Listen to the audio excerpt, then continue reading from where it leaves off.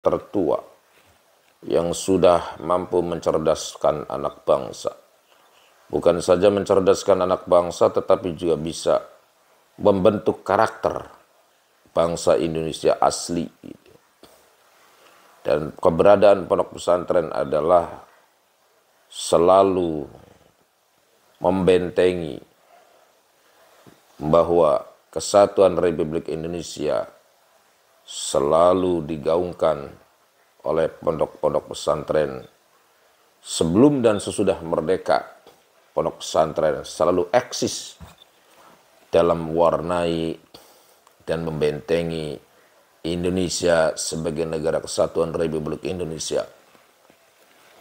Oleh karena itu, sampai saat ini pondok pesantren masih berkiprah, masih membangun daripada anak bangsa, generasi muda, khususnya umat Islam.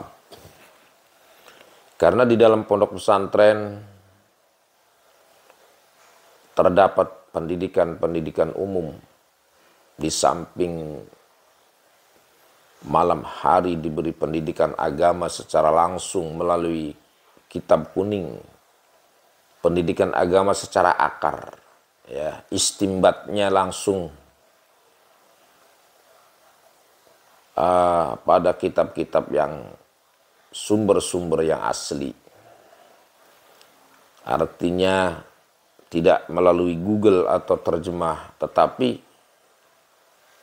memperdalami agama sesuai dengan thariqah Ahlus Sunnah wal Jamaah. Thariqah Ahlus Sunnah wal Jamaah itu adalah khairul umur, sebaik-baik perkara. Karena kalau kita memahami agama langsung dengan Quran hadisnya, tidak melalui kitab kuning, maka banyak yang berpikir keras gitu ya, berpikir apa istilahnya bebas.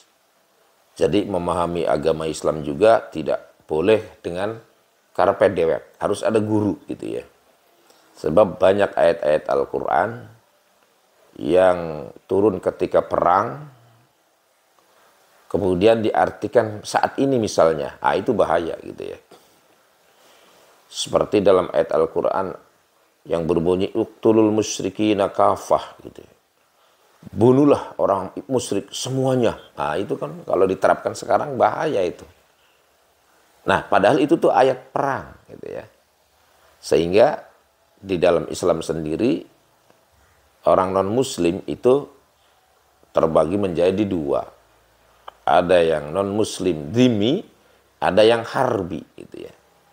Kalau yang harbi itu orang-orang non-muslim yang ngejak perang gitu ya. Seperti Israel itu namanya harbi gitu ya, pengen perang aja. Ada yang kafir dhimmi. Kafir dhimmi itu apa?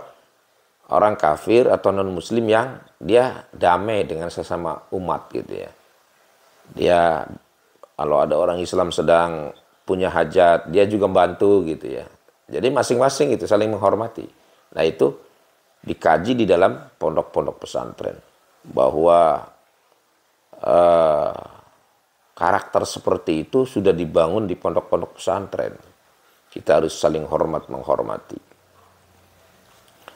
Nah, di dalam pendidikan pondok pesantren juga ya terdapat pendidikan hubbul waton minal iman. Apa itu?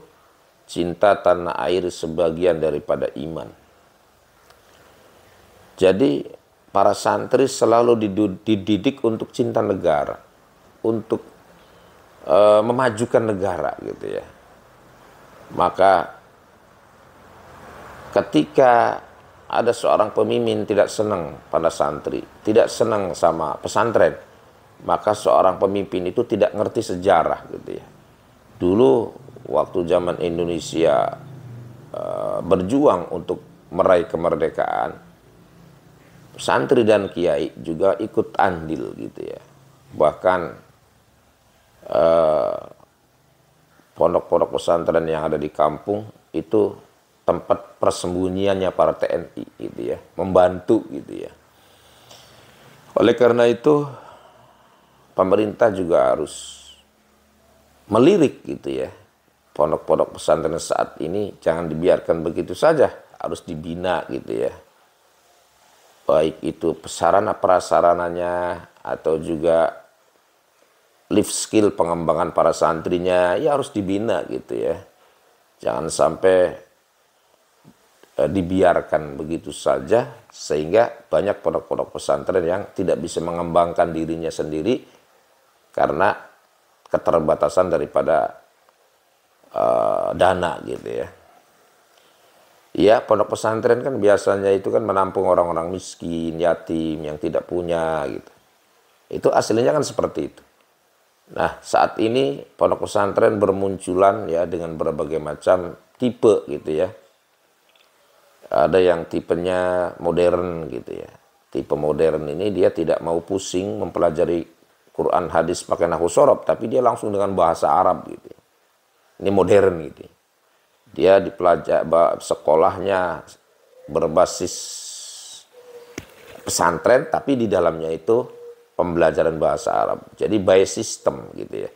Jadi dari mulai asrama sampai sekolah itu sudah menjadi satu. Ada satu sistem, gitu. Sistem pendidikan yang ada di situ dengan pelaturan-pelaturan yang ketat. Ya.